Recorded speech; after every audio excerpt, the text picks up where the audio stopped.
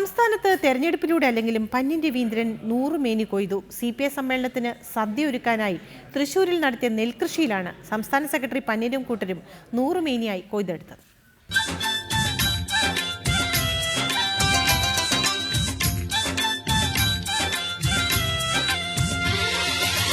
കത്തിയെരിയുന്ന സൂര്യനെ സാക്ഷിയാക്കി പാടത്തേക്ക് അരിവാളുമായി ഇറങ്ങുമ്പോൾ പന്ന്യന്റെ മുഖത്ത് ദില്ലി തൂത്തുവാരിയ കെജ്രിവാളിനേക്കാൾ സന്തോഷം.